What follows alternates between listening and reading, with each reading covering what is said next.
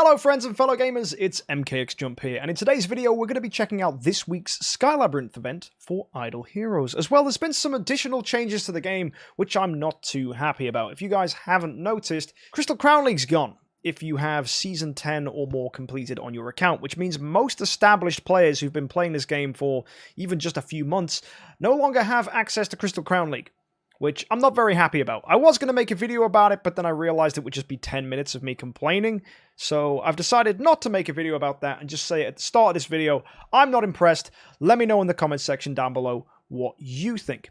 Anyway, another thing I want to say before we get into today's video is a huge shout out to Jonarius Richardson, who has decided to back me on Patreon. If you want to help support the content I make here, you can find a link up there in the top corner of the screen, giving you some more information about how you can help me out. As well, if you want something more tangible, you can go to MKxJUMP.com and buy the merch. You guys can still get your hands on the t-shirts, which are available in white, black, blue, and grey. So if you want to get your hands on some fresh MK merch and actually, wear something unique that not a lot of people or probably anyone in your town or even your friends group will have access to, you can have those fresh t-shirts, and they're really comfortable. I actually own one. It's currently in the wash at the moment, so I can't show you it sadly, but it looks pretty darned cool. So yeah, check out the merch, guys, MKxJUMP.com. Anyway, guys, let's go check out this week's event and see what's available for us in Idle Heroes.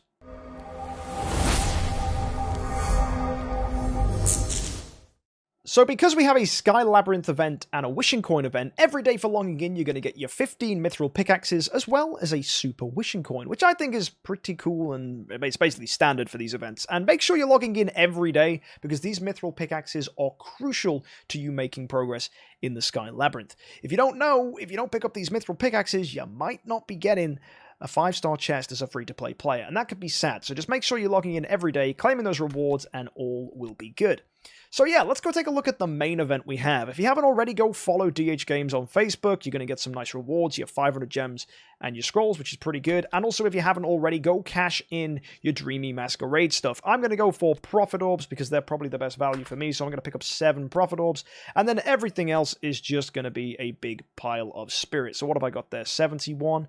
Yeah, that's an easy purchase for me right there. So, thank you very much. Now, Almost Workshop also carries on over from last week, so if you haven't had a chance to, you can upgrade your artifacts to Glittery, Radiant, and Splendid and make them more powerful. However, you do need multiple copies of Mysterious Artifacts to be able to do this, and where can you pick them up? Well, the Glorious Boost is still here for another week as well. So for 400 relics, you can pick up any of these artifacts, and as I said last week, I think the best two you can go for are either Punisher of Immortal, if you're an early player looking to do as much damage as possible in PvE game modes, or trying to make your Transcendence Asmodel really pop off, or you can go for a Receptor, which is one of the better PvP artifacts in the game, gives good speed, and increases your chance of CCing opponents. So it's really nice on Jaras, Amon-Ras, and heroes who want to go fast, like a carry. So yeah, Receptor, pretty fantastic. Now, one thing that might upset you, though, about Receptor, it is a PvP artifact. And now that Crystal Crown League has been taken away for a lot of you more established players, your incentive to play PvP might be completely gone,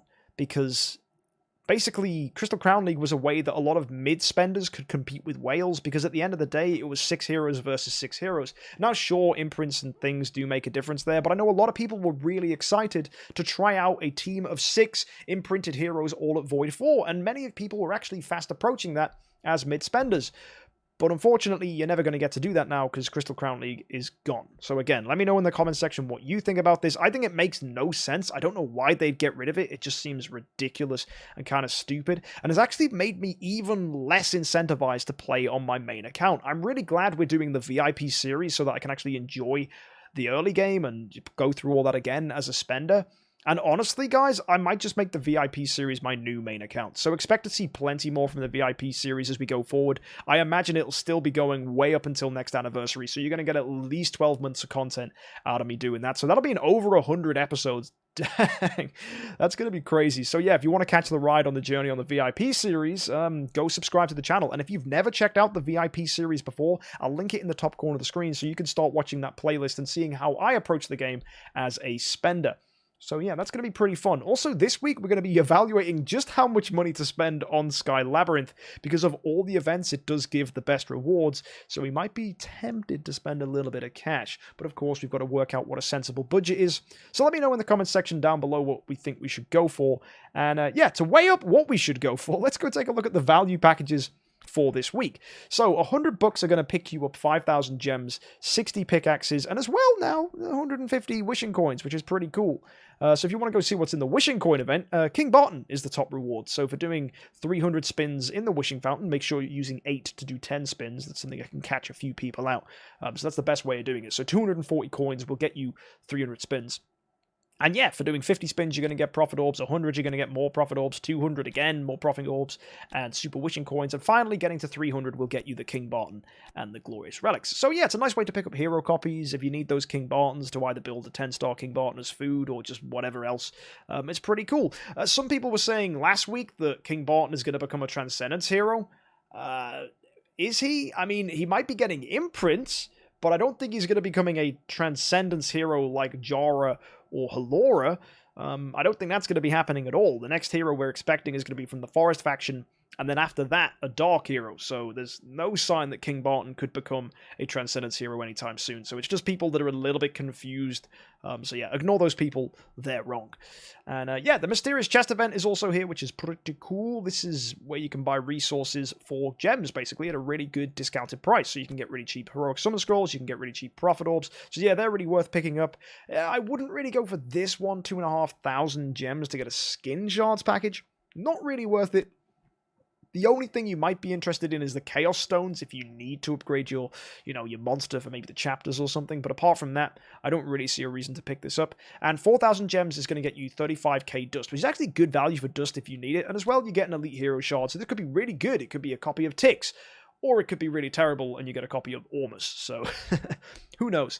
And then finally, the 8k chest is actually really good. It's going to get you 30 Glorious Relics, 30k Guild Coins, and Forkis. Again, a really solid PvP hero with the Dark faction, but again, now that Crystal Crown League's been removed, I know a lot of you are less incentivized to play PvP. I think the only thing that really is worth for PvP now is, Interdimensional Arena, sure, that's there, Free Team Up Arena, Trial of the Champion, but mainly it's the guild stuff. So if you're fighting other guilds, then yeah, having a good PvP lineup really counts. But it's just really disappointing again. I could just rack about it for ages and ages and ages. So instead, you're going to kind of just get me moaning about it just throughout this video instead. So sorry in advance. Anyway, let's go look at the Sky Labyrinth and weigh up our rewards. And actually, I was talking about value packages before. I didn't look at this. This is the Exploration package, and it's not half bad. $20 for 30 Glorious Relics is just really good, and you're getting the 18 Mithril Pickaxes, which are going to help you make progress, and 5,000 gems. Dang, I like this so much. Gems are so good. And this is what I was talking about the $20 package last week. That instead of offering Flora, if they were offering gems, it would have made it way more attractive. So this package kind of makes up for that, where we are getting relics, we're getting gems, and we're getting the event currency. So it's really, really helpful for making progress. Anyway, let's swing across the Sky Labyrinth and start talking about rewards. First things first, I always kick things off with a Queen. I get one active skill off with Queen, and then I switch to Asmodel for a little bit. They're kind of interchangeable. It depends whether you're a free-to-play player or you're planning on spending. If you're planning on spending, sticking with Queen for a while is actually pretty darn good. And then as you're getting towards the end of your spending, the end of your pickaxes, then switch to Asmodel to make sure you're getting maximum value. But generally during the middling periods, yeah, sure, stick with Queen. She's going to get you the most rewards. And yeah, she's a really solid hero. You can't go wrong with the Queen. I like her a lot. Cool stuff. So yeah, if you start with Queen, move on to Asmodel, that's kind of how you can get the best rewards as a free-to-play player. Nothing new there, pretty common, pretty well-known, standard common practice. Anyway, if I look at the rewards here, this is something we're going to be weighing up, especially on the VIP series, is where do you stop? Free-to-play players, you probably want to stop here at the quad 5-star hero chest, because that's going to get you any 5-star hero from the non-light and dark factions. Apart from Gloria, she's not been added yet.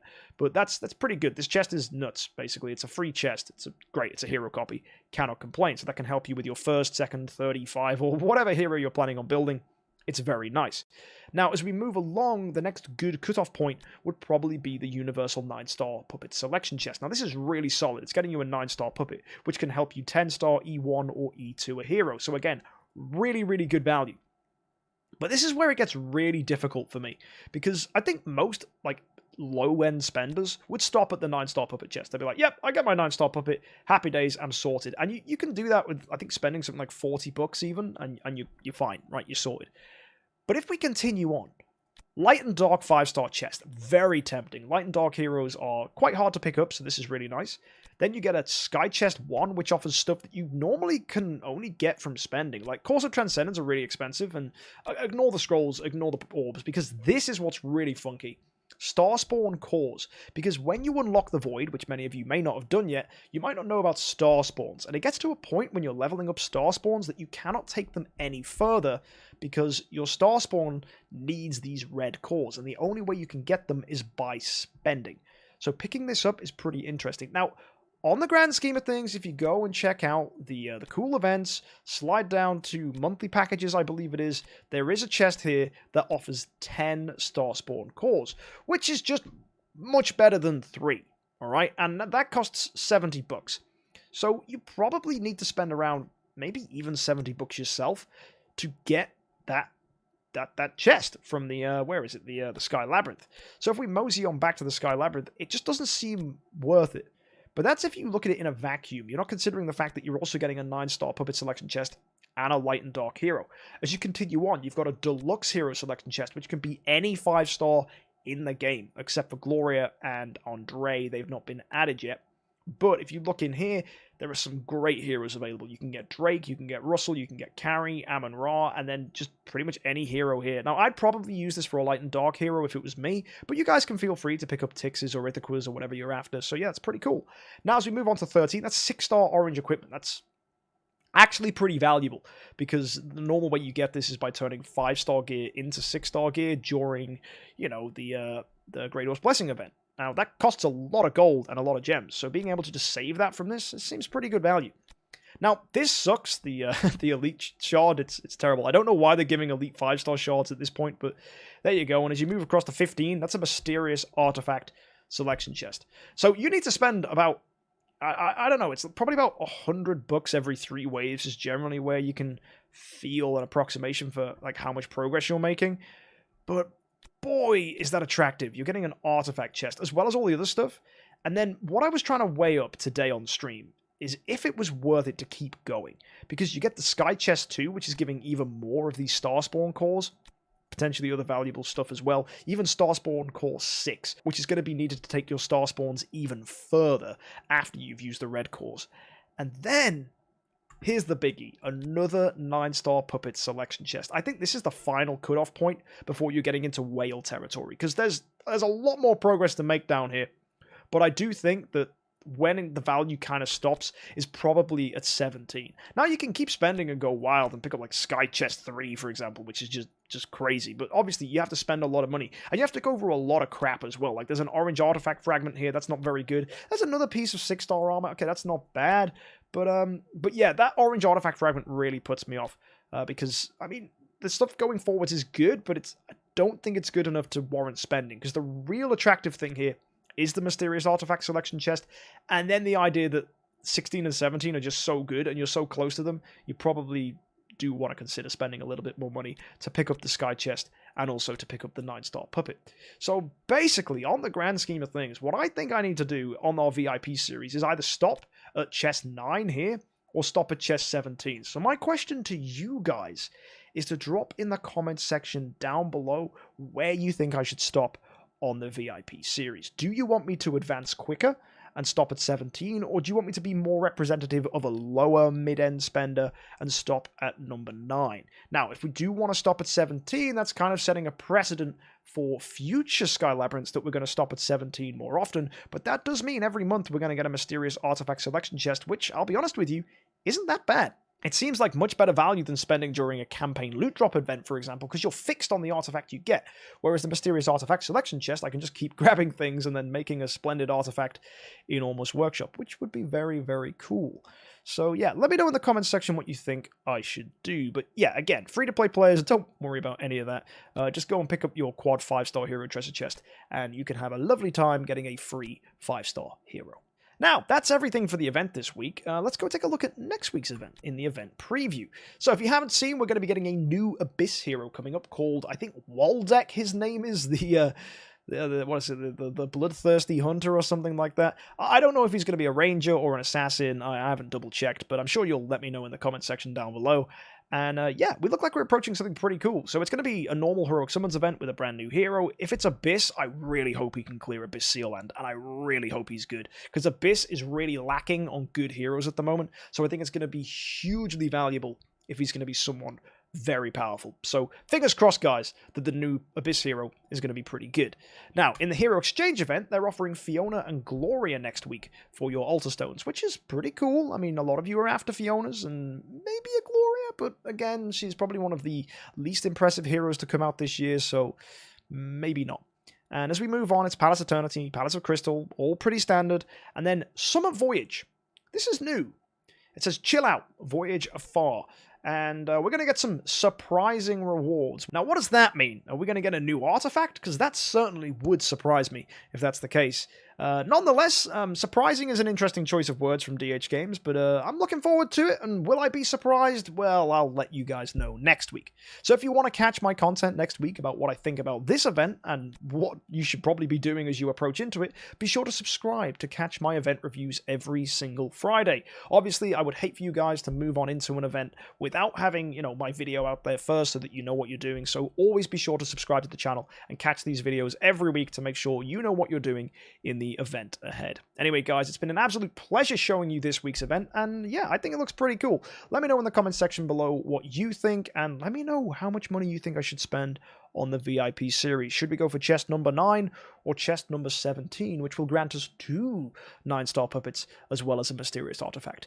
Very tempting, honestly, even though it's going to cost like 300 bucks.